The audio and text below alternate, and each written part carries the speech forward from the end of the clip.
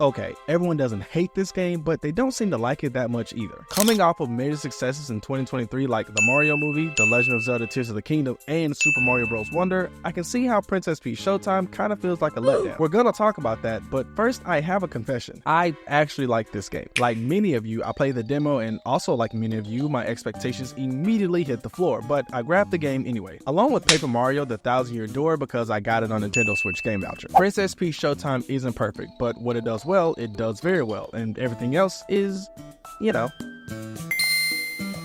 Hello world and all who inhabit it, it is I the Great Saiyaran, and the Nintendo Switch is in a bit of a dry spell. We had some great games come out last year that were genre defining and masterpieces in their respective rights. I even got one tattooed on me. We are in the last days of the Nintendo Switch as we eagerly await the Switch 2, which continues to be pushed back according to rumors and leaks. Princess Peach Showtime isn't a AAA powerhouse big budget game that's gonna reignite your passion for gaming, pay off your debt, and fix your relationship with your wife, but it is fun. I really don't know how to talk about this game since there's a demo out that's pretty much the gameplay loop. The levels are fun, the colors really pop on my Switch OLED, and it's a good time for adults and kids alike. My favorite thing to do in these moments is to show you all the general consensus out there around these games and then dive a bit deeper with context from my own experience. Out of 113 reviews, this game has a Metascore of 7.4 on Metacritic with a user score of 7.8 aggregated from 182 people. That's pretty decent from users, even if critically there are some issues with the game. Every game isn't meant to be a Game of the Year contender, and sometimes we can overlook the flaws if the game is actually fun. Princess Peach Showtime is one of those games, so while it's really fun, it does have some things that may be unacceptable if you're a gaming snob. Addressing the female protagonist thing, I don't have a problem with it. I loved, and I mean loved, Bayonetta Origins last year and championed that game again and again and again. And Peach is even more of an accepted female protagonist than Bayonetta. I have a review up on the channel, I'll be sure to link in the comments down below the like button. Let's start with Guardian, who rated this game a 40. Damn!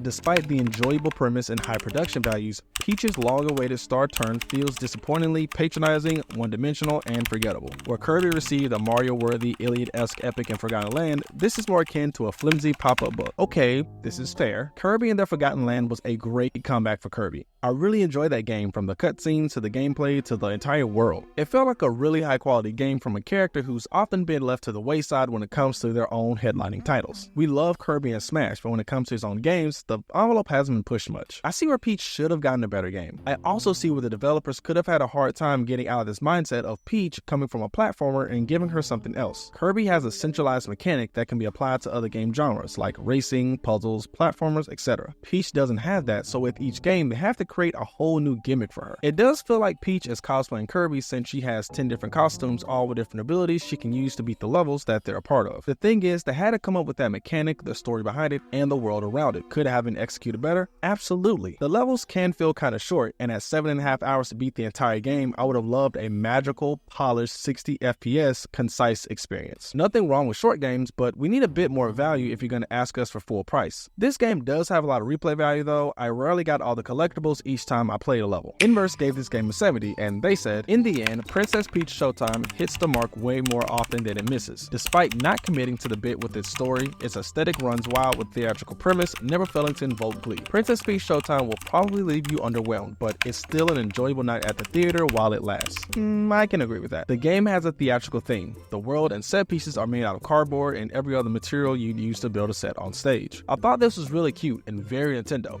It's basically what Labo could have been. Joke.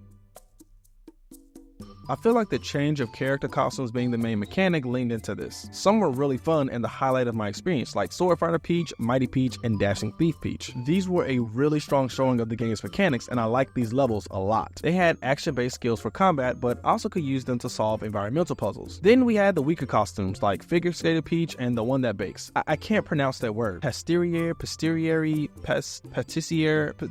the one that bakes. These levels gave me room to breathe, and I enjoyed them for what they were, but I didn't need 3 of each. Giving me 4 or 5 of the action levels and keeping these to 1 or 2 would have been the move. I do understand why they're there. Everyone can't dodge or come in attacks or zip through levels at high speeds. I get it. But I also want to have fun, and these levels weren't all that fun. I really didn't even like Detective Peach until our second level, but I came around. Overall, this world is really pretty and interactive. Engaging with the environment and NPCs with your costume will be a highlight of each level because of their reactions, collectibles, etc. I do think a downfall of this costume mechanic is that there are no real combos. Just mashing your attack button for 3 hits and maybe an up or down directional attack that doesn't really do much. Honestly, as I think about it, only the Sword Fighter really has combos. It's like they wanted a game with Peach as her mainly, but then fleshed it out to 10 total costumes. I don't think 10 is too much, but I would have settled for less if it meant all action-based costumes and combos / more intricate levels. Terra Gamer gave Princess Peach Showtime a 90, and here's what they had to say. Princess Peach Showtime is a game with a simple appearance. However, it has a high degree of replayability and very challenging levels. We may have a straightforward video game, but less means having more entertainment. I think that's a really great way to put it. It's a simple game, but very entertaining. It's not going to win Game of the Year and may not ever get looked at again, really, but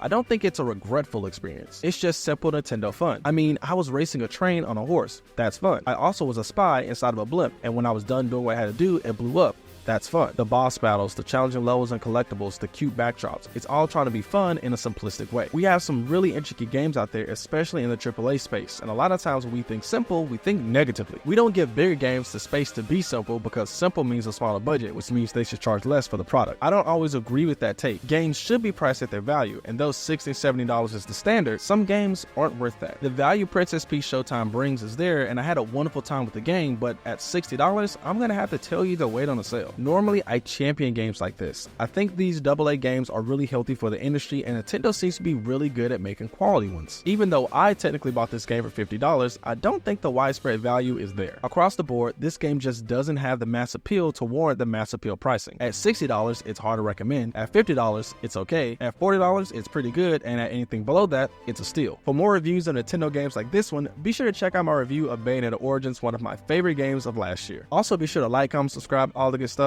and I'll catch you in the next one. Peace.